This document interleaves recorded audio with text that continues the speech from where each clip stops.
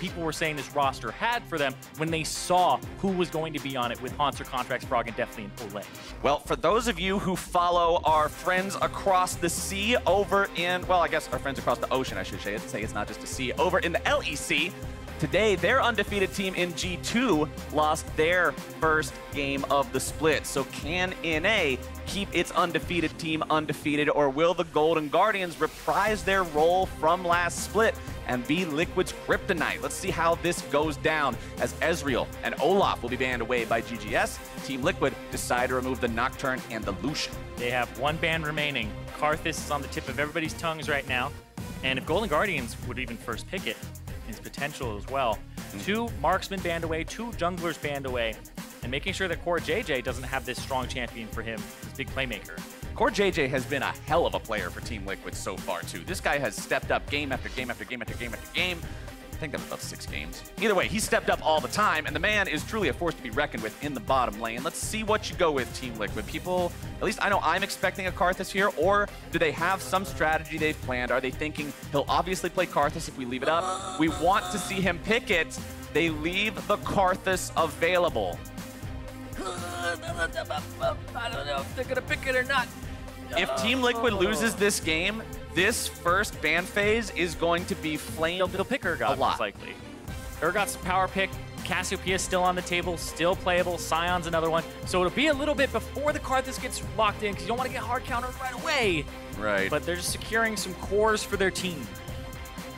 Securing the core for the core himself. Alistar picked up for CoreJJ as the Sion is rallied there for Impact. Liquid fans always like to see Impact on tanks, and what better tank to play than the tank that we've already talked about how good he is enough time, so I'm going to leave it at that. Ashe and Tahm Kench picked up for the Golden Guardians, a rather quick second part of the draft here as they want to go for those global ultis, have presence across the map with their bottom laner. And Ashe is actually fantastic right now after the crit item changes. The Infinity Edge being reverted, she feels really good. So a lot of people will see what he ends up going with build-wise, because once again, Essence Reaver with CDR helps her out, whereas CDR was kind of taken away from all of the marksmen, and a lot of people really just didn't want to buy like Essence Reaver, right? So feels great, has the Tahm Kench to back her up against the Alistar, whereas now DoubleLift on the wave clear of Sivir here.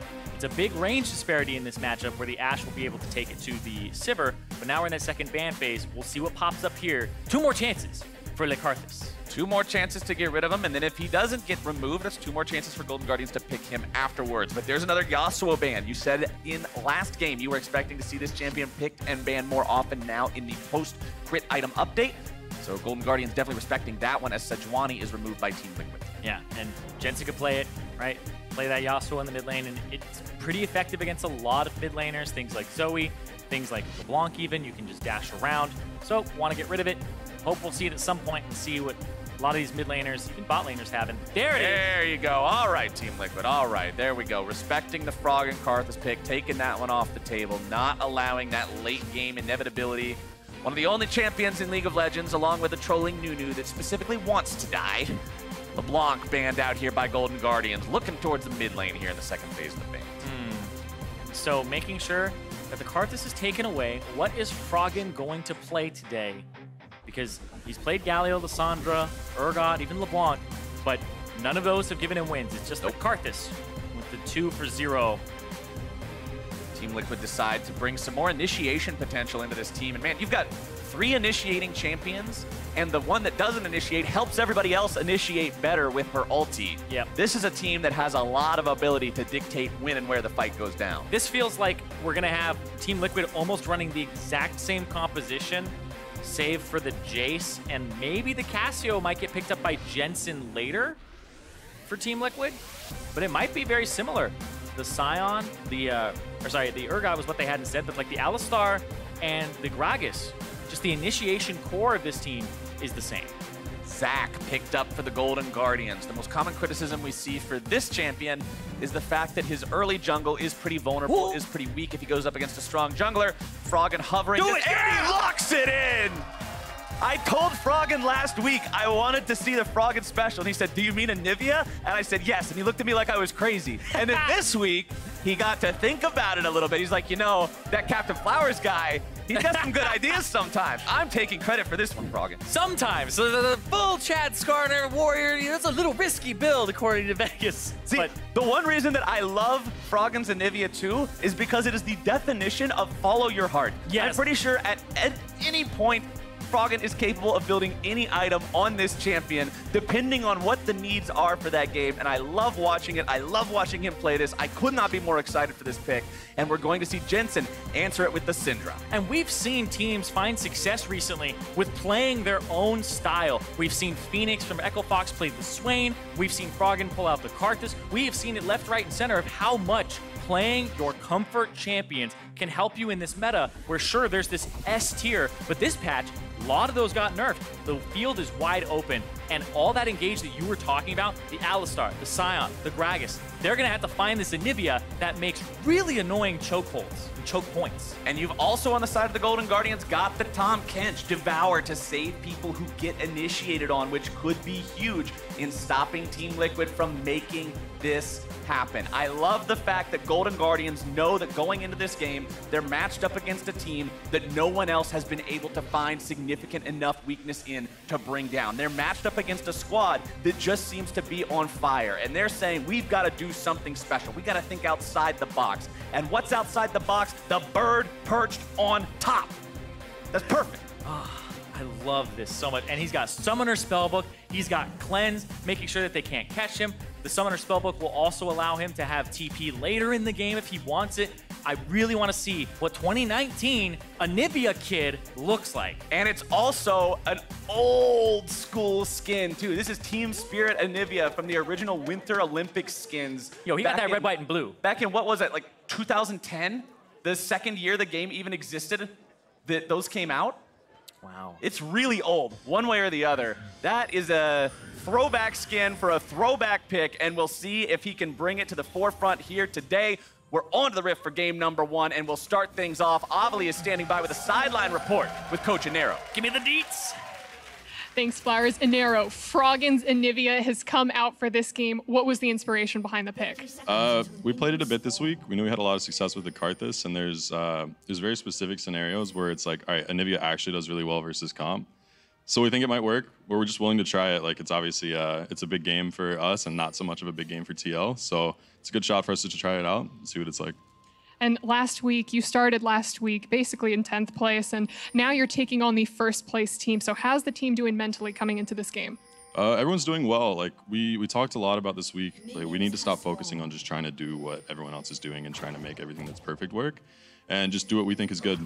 Do what works for us and what we find success in practice with, and just try to pull that to stage immediately. So, you know, we're doing a lot of stuff with that, and it's been great. Like, everyone's been having a good time.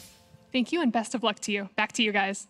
Most beautiful words in the English language when referring to League of Legends. We've got to stop doing what everyone else is doing. That's the stuff I do like. Put that away. I don't want to. Wait a second. Hold up here. These are from the Echo Fox days. This is his LCS all time. I don't believe they would include EU LCS. This is him from Echo Fox, 7th place, like 8th, that type of era for him. Team Liquid will have to take down the Froggen Cryo Phoenix here in this game if they want to stay undefeated. Xmithie starts off at his red buff, does not go for his own chicken camp, instead just decides to do the truffle shuffle across the wall, get himself into the enemy blue buff, and go buff to buff like that. Yeah. Remember, I said that Zach's weakness, and one thing that almost always happens to him when he gets picked, is he gets exploited in the jungle early, and Team Liquid is taking advantage of that. Yeah, and a big part there of that route is Zach loves doing multi, I would say, unit camps. So he loves doing the Raptors, he loves doing the Krugs, he loves doing the Wolves, starts Wolves, goes to Raptors, doesn't go for his blue. You don't need it, really, the cooldown reduction, all that, it's not a big deal. Don't use mana, so. And if you are going to do blue, you kind of just make the Gromp and the blue hit each other with your Q, with your stretching strike. So he didn't do that, he didn't want to do that, and so he's going to leave that top side of the jungle to Xmithie, so he'll get an advantage here early on, but the Zach trying to just clear the bottom half of the map, and I love this because this pick was coming up in the LCK a lot. It's being picked as one of those big premier tanks, and nothing has happened to Zach. Nothing has happened to him. Aftershock's been the same for him for a long time. Nothing's happened to him. It's all the champions around him that have kind of gotten changed just a little bit, and with people not being as focused on level 2, Xin Zhao, Camille, get in there, get those crabs. then Zach's going to come back. Yep. And the less aggressive junglers are present. The less pressure there is to squish the goop monster out of the jungle, the more he's going to find his way back into the game. And notice how Xmithie, he went for that enemy blue, and then immediately he passed towards the bottom side of the map. He might catch them off guard here. Golden Guardians look to make the play, but now they have to retreat. They're the ones who are going to be caught out. This Contractz loses a little bit of HP. Olleh also going to be taken low here. Big brain from Xmithie, this guy that we constantly applaud for being good at pathing and being the brains of the team, recognizes that his opponents would notice that he did that buff to buff thing. They're thinking, all right, how's he going to exploit Zach? Here's our counterplay. Well, he's 2 steps ahead. Exactly. He got the buffs on the top side, goes straight to the bottom, and he's able to get both Scuttle Crabs there. So he's protecting his lane before he even does his blue. So he was hanging around there, kind of knowing something like that might happen. And I don't think this is going to give them too much info. It'll give them camps on this side. So he's basically seeing what is up here, but I don't think he spotted him. So process of elimination, though, does tell you that he is on the bottom side of the map. Yeah. That's something that, you know, a lot of people don't always take into account. They're like, we saw the camps, but he wasn't doing any of them. So he's either back or he's on the bottom side here. Hauntzer will continue pushing up in the top side. The Sion Urgot matchup. Loyal viewers at home, for those of you who watch a lot, I figure you're probably pretty familiar with this matchup by now. We've seen quite a lot of it over the course of the past few months, as Froggen will continue farming up here in the mid lane on this Anivia. Remember, Anivia pre-6 and Anivia post-6 are very different laning experiences in terms of how she can handle things and deal with a wave. Right now, you are expecting to see Froggen get shoved in and beat up early on. Yeah, I'm very interested in his build because following a lot of, you know, his old stuff, it was, you usually put multiple points into the Q early because it double taps in Wave Clear. So you can like double tap caster minions with it. He only has 1 in Flash Frost, and then he's put 3 points into his E already, when normally I think it's 3 points Q, then you start maxing E, because you just care about Wave Clear. You don't care too much about trading damage. See how that works out for him. Of course, it does mean he is going to have more burst potential with the double damage on the E should a gank come in. So maybe they are looking to make that happen here if Contractz can find the opportunity to make the gank happen onto Jensen. You can see Contractz hanging around that middle part of the map, but Froggen saying, no, I don't have the health, I don't have the mana, we can't really do anything on this one. Olleh eats some boomerang blades here on the bottom side. Top, it's Impact getting a nice little decimating smash down onto Hauntzer there, but he can't follow it up with anything. Contractz shows back up bottom side, looking to make the stretching strikes happen down into CoreJJ, but DoubleLift with a good spell shield to block the tongue from Olleh means Team Liquid feels just fine. Yep. Means that they know where he is too, so Xmithie gets a good back off there, gets the Predator boots. I wonder if Froggen with the Unsealed Spellbook will go for a Clarity, just to get some mana back in lane. Ah, I forgot that Summoner spell existed. I honestly did. I always have that pop up at some point, almost once or twice every season, but Xmithie will now move in, secure that Scuttle Crab from Contractz. TY for Leash, less than 3 in the all chat. Thank you very much. As Impact is taken very low here on the top side. Can Hauntzer go fishing for that Harpoon just outside of the HP threshold? Impact keeps himself in good enough shape for now, but that's a scary situation to be in. Yep. Oh, that doesn't quite reach Froggen there, who has the teleport. Not going to go for the Clarity. Actually, just going to go for a full purchase. If he gets a tier, then wants to get the tier. Wants to get the tier. Make sure he starts stacking that. Olleh getting himself away from the initiation. TL trying to make the play here on the bot side. CoreJJ very low, down to about 300 HP. Olleh goes in for the power. Hauntzer's able to find the fear into the ulti. He's going to make sure DoubleLift's not able to find anything in retaliation. Kills over to Golden Guardians. Xmithie will fall. CoreJJ grabs the kill into Hauntzer, but it's still going to be a Golden Guardians victory in the bottom lane. That is a 2-for-1 there. Sure, Hauntzer goes down, but they get so much off that, and they might get a turret plate on top of it. It's very early on. DoubleLift has to actually be able to wave clear. This doesn't have much mana. We'll see. He's going for a back here. If he does, that means they do seed that plate over. I think a lot of this, too, is just the difference in the backs. Deftly has a Bilgewater Cutlass right now. DoubleLift just has a Doran's Blade. He doesn't do much damage. You see, he kind of just tickles him right there. And Deftly was able to use the active there for some extra damage, some slow, and then Hauntzer comes in. Perfect time to get the grinder on. And Xmithie kind of just shows up, gets dropped right away. Well coordinated there by Golden Guardians to come out on top in that one. They still enjoy a slight gold lead for themselves. One of the kills did go over onto your carry in Deftly on that Ashe. You mentioned the Bilgewater Cutlass. Means we're looking at the Blade of the Ruined King coming out as the first item here for Ashe. Provides the extra lifesteal, the extra kiting to the active there as well. Froggen getting some good damage down onto Xmithie. The wall not quite going to find him. I forgot all about Anivia getting that visual upgrade as well, because you just don't see the champion very often, and damn does that wall look nice now. Yeah. Used to it looked like a bunch of ice cubes, and now then it looks like a real slowly glacier. melts. When it slowly melts, that always made me laugh. Yeah, it's really cool now. Just thinking about it. Ugh. Yeah, I actually think Zillion and Anivia are like the two most frustrating champions to play against in the game. Just has so much in terms of zone control, and you feel like you got him, but you really don't. So we'll see what happens here. Contractz, if he goes for a gank here onto Jensen, who still has his flash. Nope, just back to the chicken farming. Froggen seems like he's good with that blue buff, all settled. And hey, it's a jungler that doesn't need blue. And I remember thinking about how Jensen has been talked about in the past from previous teammates, where they're like, Jensen likes to have a lot of attention. He likes to always feel protected. He likes to always be able to have a lot of resources devoted to him in the mid lane. And when you're up against a Zac, that becomes more difficult than normal, because the normal amount of wards are not going to cover all those gank routes. You're going to have to be that much more careful. As Xmithie pats back down towards the bottom side, he'll find himself on top of a control ward that he will swiftly remove. Yeah. I feel like this is going to be a bottom-focused game because top side, it's the Sion versus Urgot. Just let them have their way. Anivia mid, hell no, I'm not going there. Bottom side. You don't like scrambled eggs, Zirene? No, I do love scrambled eggs, but Anivia, no. But right here, Deftly range advantage over DoubleLift, the CS advantage. He's 20 CS up over DoubleLift. Deftly also has an advantage here, but the fact that I feel as though the engage range that Contractz will have and the lack of escapes that are there for CoreJJ, it puts him in a very risky position, and he's going to be stuck in this bottom lane where there are going to be constant ganks, and if you try to gank them, they just escape. Ganking Anivia, no. Ganking for a bottom lane that has a Tahm Kench, that's also something that's difficult to do. Olleh wants to go up, find the lick, but he will not land it onto DoubleLift, who eats a single auto attack from Deftly, returning it with the boomerang blade. And we talked about it before, where Golden Guardians is this team of kind of misfit players that got kicked off with teams picked up, almost like Island of Misfit Toys type thing.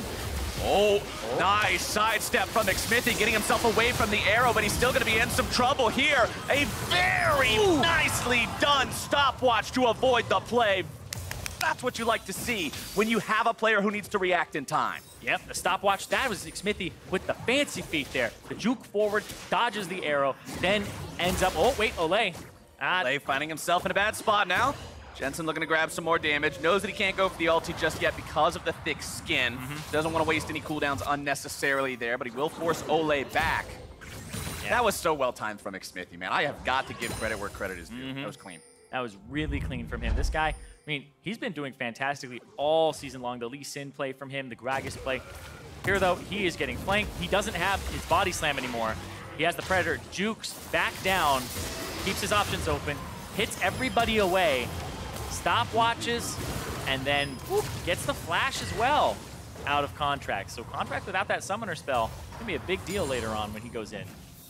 I still hate stopwatch, but that's a really cool use of that item.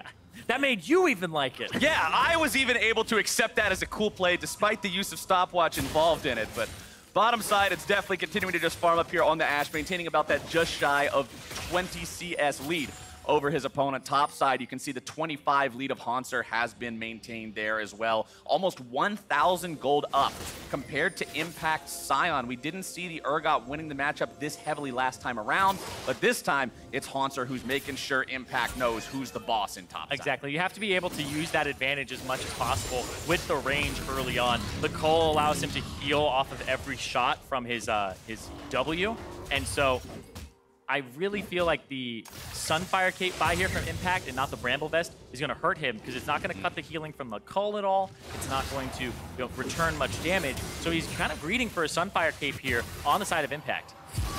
Bottom side, it's Team Liquid. Here comes Looking to make the play, but Contractz comes in. The cavalry has arrived over the wall, but Olleh is still going to be the man who's in the most danger. Pops the thick skin, wants to get himself away. Remember, no flash available. Golden Guardians will get him out. Ooh, gets him out just barely, and there has just been a game of inches here. Like that play right there, but even looking back at the Xmithie stopwatch turns on at 10 minutes. It was 10 minutes, 9 seconds when that play happened. It was just barely enough time for him to get that stopwatch online and had the presence of mind to press it at that time too. So it's just been tiny bits here and there, and both these teams went 2-0 last week. They're both climbing those standings, TL at the top, of course, but we're talking about the revenge tour for Golden Guardians. Last week, they were able to get Hauntzer's revenge. They weren't able to get Froggen's. This week, this game is Olleh trying to get revenge against Team Liquid. Kicks off the team. CoreJJ comes in, right now, that bottom lane is dominating in terms of going against who he used to be alongside. So you know he has something where he's going, I want to be able to beat DoubleLift. I want to be able to beat CoreJJ on Team Liquid. Best way to be the best is beat the best, and that's what they'll look to do. But right now, we're 13 minutes into this game. You talked about stopwatch timing earlier. I'm going to go ahead and bring up turret plate timing because each side has only managed to take a single plate so far in the mid lane. There's your first neutral objective going down as Team Liquid finds themselves in the Cloud Drake. So not a lot of extra money being made off of the turret plates in this game, despite the fact that we've seen Hauntzer pushed up so far in the top side. He just only recently got the first plate up there away from Impact. And I don't know who a slower game favors because Team Liquid have a Sion that will scale forever. They have a Syndra that's okay against squishies in the late game. And they have a Sivir, which, you know, meme of 6-item win condition. But then Golden Guardians, they have an Anivia. They have an Ashe. And Contractz now has himself Xmithie bearing down on him, and he gets himself up the wall with Elastic Slingshot. Shelly gets mad and rams her head into the wall because that's what everyone does when they're angry. Nope. All right, now she's looking around. Where did you go? I could have swore I headbutted you. Hauntzer will keep this lane pushed up the entire time, though. Impact has that TP available on the Sion, but Hauntzer's making sure if he ever wants to use it, he is losing out as that opportunity cost. Bottom side, DoubleLift, keeping the farm a little close. And by a little close, I mean at least he staunched the bleeding. It's still a slight gap between him and Deftly. Yeah, but this is DoubleLift. This is a guy who's been a premier AD carry in the LCS since its inception and has stayed relevant for that damn long. Not just relevant, but at the top. So if there's anybody who can play from a little bit behind and you're not worried about him, I would say it's DoubleLift. Yeah, I mean, he knows how to kind of play with that losing. Whoa. That was a little bit of a wacky interaction. Yeah, but he doesn't have Thorn Mail, so it's not really going to matter. He doesn't have the Bramble Vest, so Impact is getting back to lane, trading some damage, and I feel like that just gives Hauntzer kind of the free lane. His Cole will pop soon. He's 40 CS up, close to being 40 CS up. It's just this massive lead in both bot and top for Golden Guardians, and I'm surprised there aren't bounties on the other team because of this farm. Hauntzer, level 11, too, means a stronger ultimate in this next fight whenever it does break out. We have really only seen a couple so far. Golden Guardians looking towards Shelly now, seeing if Contractz can pick this one up solo. Shelly's not a particularly intimidating objective. She doesn't do a ton of damage. Just takes a little while to bring her down. Xmithie and CoreJJ want to rotate over to this one, as well as Jensen, just to make sure that Contractz and Golden Guardians don't pick it up for free. Yep. See how much they end up going for here. Turret plates are down. Bottom lane looks like where the play is going to be. If they stay too long, Golden Guardians, they're going to have to get out right now because DoubleLift is going to come in. CoreJJ and friends. There we go, on the hunt. Team Liquid looks to make their play. They're going to get Olleh away from Deftly first, so we cannot use the Devour to save the AD carry. Well coordinated, well done, well played. It's 2 kills to Team Liquid. And you have to look at that and just be like, why the hell they stay so long? It's because the vision game was so strong for them. The control wards all throughout the bottom side river. They didn't see that coming until CoreJJ was already bot lane. Easy pickup there for Team Liquid, and even more importantly, it translates into first turret. And now that gold lead that Golden Guardians had built for themselves over the first 15 minutes has completely evaporated. Golden Guardians wants to retaliate by grabbing themselves the Rift Herald. It looks like Team Liquid will not move to contest this when they recognize they don't have enough bodies in the right place. So that one goes over to Golden Guardians, who will pick up the eye. Yep, they finally get it. And we'll see if they're able to convert that into anything. But this was just such good vision play here. And another thing that's a kicker here is Xmithie and Jensen had just contested the Rift Herald on the top side. They pushed him away, and they went, do not pass go, do not collect any minion, go straight to bottom, and they were able to pick up Deftly, and then they're able to pick up Olleh on top of it. So they reversed the bottom lane completely here, and that turret is gone. And we applauded CoreJJ for good support play earlier, and I'm going to applaud him here again because he made sure he kept the Ashe away from the Tahm Kench. We talk about this champion always denying plays and making it so hard to make a move onto the carry. Well, Devour is point-blank range, so if Tahm Kench can't stay next to her, he can't save her. And that's one reason why that play succeeded as well as it did. But Team Liquid now enjoy that gold lead being erased. As I said earlier, they're up a turret. They're just sitting back, happy to farm up. Like you said, you've got the late game Sion scaling. You've got the Terror win condition. Rift Herald summoned up here mid as Froggen will clear out the minion wave and make room for Shelly. Step on up. Shouldn't be any way for Team Liquid to stop this one. Kaboom. See ya. And there it goes. Pick that one up right quick. But will Shelly get another charge off? I feel like it's a nope. Nope, she's sent packing right back where she came from. No longer welcome here in mid lane. Thrown out before the party's even over. Feels bad, man, but Golden Guardians are now going to find a little bit of damage down on CoreJJ. Good stun comes through there, but he pops the ulti to immediately get ready to counterattack. Golden Guardians recognize and back away. Yeah, that's 2 ultimates blown right now. They're trying to get Deftly. No, Xmithie wants to go in after Deftly. Olleh's trying to save him. Olleh needs to get in, find the Devour, and he's got it. He'll keep his AD carry safe as the TP comes in from the side of Team Liquid. A nice arrow from Deftly makes its way onto DoubleLift, but considering Deftly's only at half HP, Golden Guardians do not want to go any further. Yeah, they wanted to get that retaliation, maybe hit a frontliner, somebody a little closer, but it went right by. Mountain Drake is up right now, and that's why the 2 ultimates blown from TL, now 3, is something they have to worry about coming into this. But Golden Guardians, they're healing up Deftly off of the minions with the Blade of the Ruined King, but Froggen and Contractz both took damage from Jensen while walking through the Dry Brush. Team Liquid has a massive health bar advantage going into this. Xmithie's on top of the Drake. Contractz goes in, works himself into the ultimate, stays unstoppable, forced into the passive, and the Drake is secured by Team Liquid. Contractz is left as the sacrificial lamb, and everything's coming up Liquid. And I feel like going for a flank there is not the best idea. Anivia doesn't strike me as a flanker, more of a front-to-back team fighter. So if you're looking for something like that, that was probably the better approach to the play. And oh, Olleh! He's gone. Olleh got himself out of town, but he left a little bit early. Oh, he's back. The TP comes back down, but Xmithie is here. This will TPs. turn back into a 2 versus 3, now a 3 versus 3. Definitely makes his way into the fight here too. Harpoon into CoreJJ, seeing if maybe they can finish him off, but a good flash will keep him safe from the further slows. Golden Guardians won't lose anyone, but they won't find anything either until they push this turret. Yeah, they want to get this turret. Top lane, DoubleLift is up there. He's actually pushing that top turret. He's not going to get it here. He's going to go into the river and find what he can, but the gold still favoring Golden Guardians a little. But look at that, Xmithie in the back. Froggen's in some trouble. Very nice play from Xmithie, making sure Froggen doesn't get value out of the passive here. He'll try to get himself away. He finds some damage. He is alive! He goes into stasis, and Contractz will make sure they get that value. Woo! He stayed alive so long. The flash and then the stopwatch afterwards. Damn, that was another good stopwatch. That was so good. Able to make sure that they get the counter kill there. That's one where they put so many people from TL to just try get Froggen, and it wasn't enough. It still wasn't enough. He has so much in terms of defensive value here with the Rod of Aegis stacking. He's gonna have that Archangels eventually into the Seraphs right here. The Ignite's ticking on him. Jensen doesn't have the mana to do much about this. He's just throwing what he can at him. He doesn't have enough for another ball. And then Froggen able to dodge out from CoreJJ. The wall in the same spot. The boomerang blade. The Zanya's on the back half of it so he doesn't drop. Gives enough time for Contractz to get in there, and then they have to commit afterwards. That was flawless on the back end.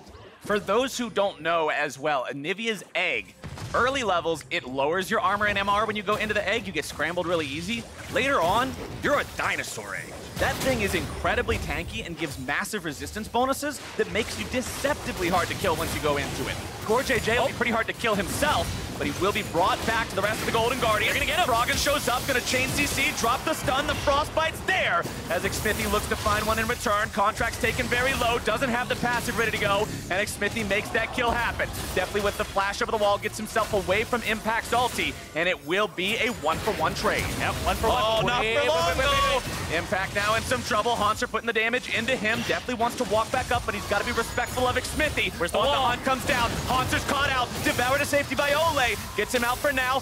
Froggen trying to hit him with the harpoon. They've got the harpoon, but will it tick low enough? The corrupting potion is going. Hauntzer's still kept alive.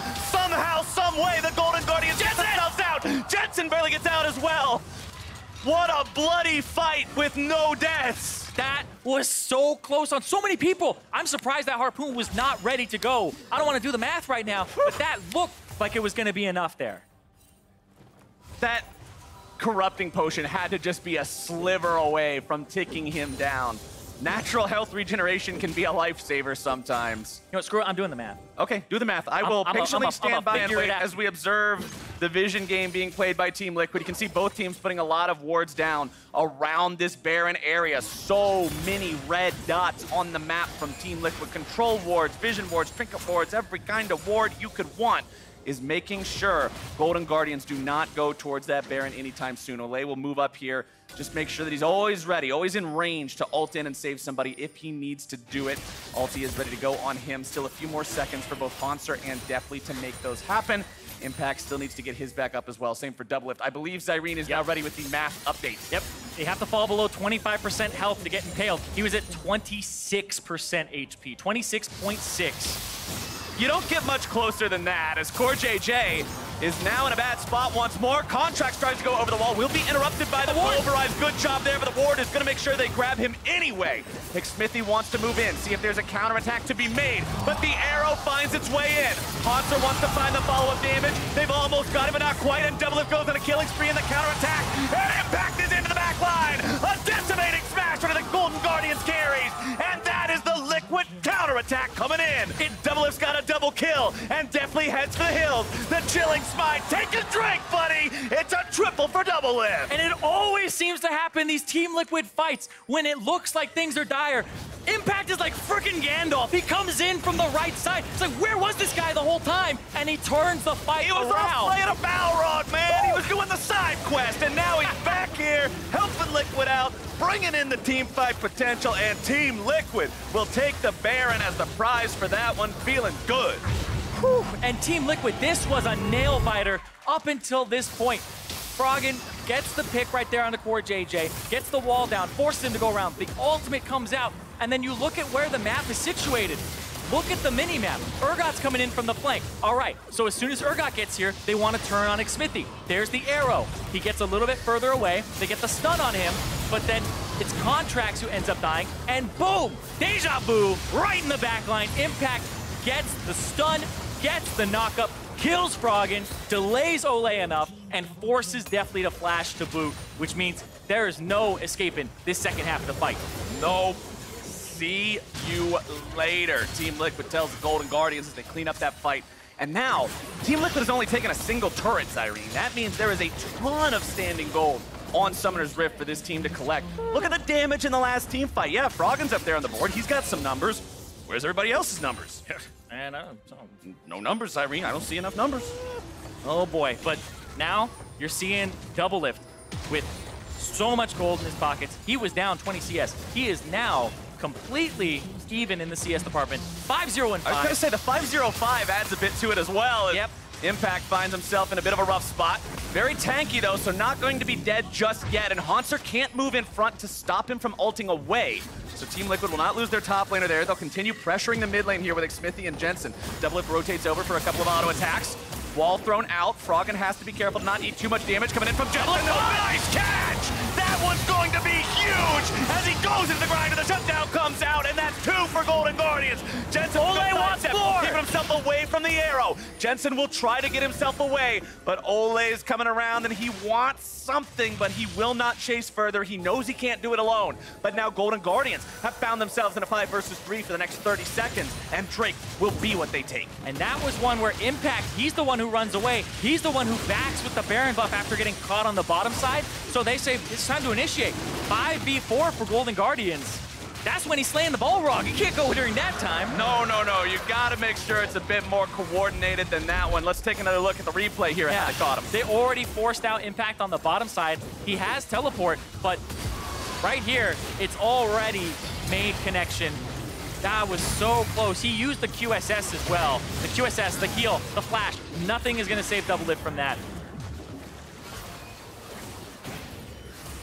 Oh, and the trail off from that as well. They almost got more. But that bounty went over to Hauntzer. Hauntzer, 3-1, now has a bounty himself with that 700 gold, but that was massive with the catch there. And whether it's a big Sion flank or a stopwatch that just makes you stop and appreciate it, make sure you tweet us at LOL eSports with your big plays. Hashtag LCS big plays. Let us know what you think was the biggest, most defining moment of the game, because we have already seen quite a few of those here this time around. Team Liquid, 20 seconds left on that Baron power play, plus 1,300 gold. That's all right, but it's not what I was expecting, considering what I said about the standing gold. And the big reason for that is it was quite a punish coming out from the side of Golden Guardians.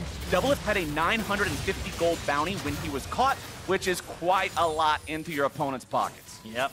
And it went over to Hauntzer, so he's the one who's going to be rolling in the dough right now. But when I look back at that play, Froggen, he's starting to get ranks in his wall. It's level 2 right now. And so as he ranks that up, you start seeing more of that Anivia experience. That's what makes the good Anivia players separated from the great Anivia players. Because he knows he put it diagonally, the exact amount of length that he needed, that forced DoubleLift up. And right now, it's Shepherd Froggen after that. The Anivia experience I like to call walking around in your friend's house at 3 o'clock in the morning trying to find a bathroom. Because you're just in the dark and you hit a wall when you don't mean to. You hit a wall when you don't mean to. You hit a wall when you don't mean to. Where'd that wall come from, Zirene? I don't know. I could have sworn it wasn't there, but that's what Froggen's doing. We have very different experiences at friends' houses. Friends have houses like mazes. And they have showers like alien spaceships. Yeah, everything's crazy at your friend's house. It's kind of a rule. But anyway, Froggen's at the point where he's going to start building some massive structures in these team fights, and it could very easily catch Team Liquid out, as Contractz is going to find himself the one who's caught now. Nice chain CC, juggling him around, getting away with the elastic slingshot. But now, does Team Liquid want to make the fight go any further? Impact's already popped the stone plate. CoreJJ off the side. There is flash available on both these big playmakers, Xmithie and CoreJJ for the side of Team Liquid. Contractz had to use his own flash there. The other 4 are up to the side of the Golden Guardians. Xmithie coming around from the side. Contractz is the first person he sees, which does make him have to back away. There's your catch down to Hauntzer. That one could be pretty big. He's tanky, but he's not tanky enough until Olleh shows up and gets him out. The disengaged potential with Anivia and with Olleh on this Golden Guardian squad. We talked about it in Champion Select, and it has shown up so many times. Yeah, and it feels like a lot of this prioritization, item-wise, has actually been on armor as opposed to magic resistance. Hauntzer, he's running around with that Righteous Glory, with, you know, the Warden's Mail now, so Jensen will deal some damage to him. But then on the opposite side, you look at Impact, he doesn't have anything like the Adaptive Helm, which you really want against the Anivia. He's rushed all that HP, he's rushed the Warmogs, so he's just going to try to go for those in-and-out fights. And we'll see how these team fights start kind of shaping up here. With Froggen hitting level 16, still now has the level 3 in the Crystallize, and that's what makes the difference in these fights, is separating people, sectioning them off. So TL have to be very careful about how they approach these fights. It's only a 2K gold advantage. At the same time, DoubleLift is as scary as ever.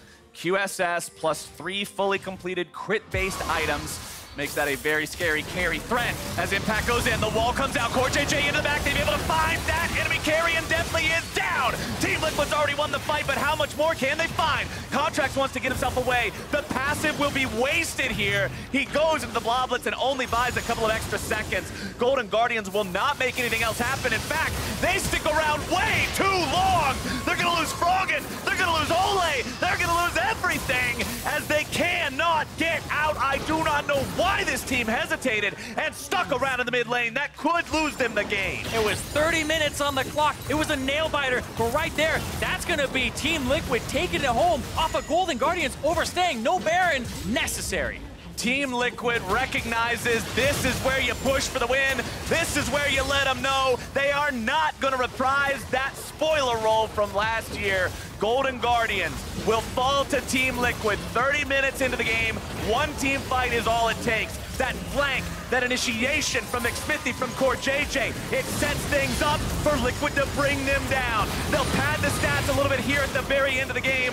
DoubleLift wants a bigger KDA, but Team Liquid also needs that. Next is GG. They take the game 31 minutes in. 7-0, the record for Team Liquid as they start day 1, week 4, off with a win. And that was another one where Team Liquid, you know, they keep having this almost like anime plot armor halfway through the game. It looks dire. How is the hero gonna make it out? Well, Deus Ex Machina happens. Something allows them to win the game. Flashes behind you, nothing personnel, kid. See ya. Just CoreJJ, man. Just CoreJJ things. That was... And Golden Guardians, I've got to criticize them for staying around like they did in the mid lane. As soon as Deftly's gone, the team fight's lost. Contractz is picked off. There's nothing the rest can do to save them. It looks like they're trying to find a return kill, but you're not going to make that happen, and then everyone just dies, and you lose the game right there. And I have to say, there's so much for Team Liquid that they did right in there, because every time they engaged, it felt like Golden Guardians were like Terran, and these guys were the Zerg. Every angle there was just pressure, there was oppression. They had CoreJJ from the left, they had Impact from the right, they had Xmithie coming in from different angles. Everybody was on the same page of when they were going to strike, and it was just this overwhelming swarm that came over Golden Guardians. It was a bit of a slow start, but the win happened rather explosively, and for more on Team Liquid making it 7 in a row, let's hear from the State Farm Analyst Desk. Thank you very much, Flowers. The win streak continues for TL, but Golden Guardians last week into today have really impressed. They made TL work for it today. I feel like most teams have. Yeah, like when I'm watching people play Team Liquid, it feels like the team that's playing Team Liquid is winning up until they lose. And it's just like, well, what is Team Liquid doing that's making them so strong once mid-game happens? They just do one decisive fight or one decisive play, and then all of a sudden you lost a game. And it's just like, that's crazy that they're able to do that. I mean, I liked what Golden Guardians did to kind of get to that position. They kind of stuck to their guns about focusing more on late game team fighting. They took the Ashe that you were highlighting. Maybe we'll talk about the build. But they still had a really strong front line, lots of engaged tools. Froggen pulls out another pocket pick that's unique to him, and you could see that people were unfamiliar with how much damage he was going to do. One time Jensen flashing away when he really didn't need to. But they had a really solid comp with a lot of options. Yeah, like they said in the interview, and I was like, we're going to play what we think is strong and stay true to our style, and that's what they're doing. They very much did so. Let's take a look at the early game, though. A lot of focus around the bot lane, as we had, tanky members for both sides of the team. We want to get those 80 carries ahead so they can shred in the late game. Right. And the thing about this is, like, Team Liquid's bot lane is so good that even when they make plays that are not actually going to work out, they still make the best of a bad situation. The way that they were able to survive through this one, the TP finishes by Impact, and they're able to make it a 1-for-2, which, a worse team might have actually gotten blown out here, and it would have been a 3-for-0 or something like that. And then when finally it's their turn to make the good play, CoreJJ is so perfect at this. Yeah, so he's going to headbutt the Tahm Kench away from the Ashe so he can't devour him. Then he saves his stun that he was stacking up on the Tahm Kench, used it on the Ashe, so they get both kills and finish up the bottom lane. Thinking 27 steps ahead of everyone else on the Rift, part of what makes CoreJJ so good. And for this Team Liquid squad, it definitely came down to certain plays being made in order for them to get ahead, right? I think that's part of what we're talking about when we talk about Golden Guardians playing them close, teams making them work for it. Right. First, I really love Froggen's Anivia. Yeah. I have a lot of experience playing versus it, to be honest, and I've never enjoyed playing versus it because he always kills me or my team with his walls. Like, his Anivia is really solid, but watching Team Liquid in these fights, you always have to watch what they do. They're so good coordinated. There's always people flanking you, and you're just always like, am I safe in the spot I'm in? And usually the answer is not. Impact coming up from the bottom lane with the save with his big train right The drive-by kill. Just absolutely crushes all hopes of Golden Guardians, who, in the beginning of this play, they get the pick off and they're chasing it. Right. They're like, we're winning, we're doing it, we're winning, and then boom, they just get hit by Impact. smashed by Impact. Right across the screen. And it's insane, too, because Impact was behind the whole game. He was like 40 CS He was down to getting crushed. Hauntzer. He was getting destroyed. It doesn't matter with Team Liquid, it feels like what happens in the early game. Like, come up mid-game, like, oh, yeah, we're getting picked off at our Raptors. Nah, no, that's a team fight win. That was Golden Guardians. We're baiting you. We're giving you one life just so that you all die, It's genius. That was Golden Guardians' game-winning, Baron-taking team fight. Team Liquid completely turned it around. Ends up with the Baron themselves. 3 kills in that fight go over to DoubleLift. Now he's off to the races as a late-game Sivir. And, of course, even Golden Guardians made a couple plays during that Baron power play to keep themselves in it. Ultimately, another team fight comes through with impressive flanking. Hai called this one out about 5 seconds before the play actually happened. Walk me through this one, Hai. Right, so I've talked a bit before on one of the segments where I was teaching people how to play the game that someone on your team needs to mark their engagers. So in this case, Golden Guardians needs to mark the Alistar and the Gragas, or not the Gragas, Gragas. And whoever that is, you need to keep track of them. Here they don't keep track of the Alistar. He gets a super disgusting flank where he gets a Q on both of the carries and punts the other carry to the enemy team. That's a game-winning play despite whatever you do early game.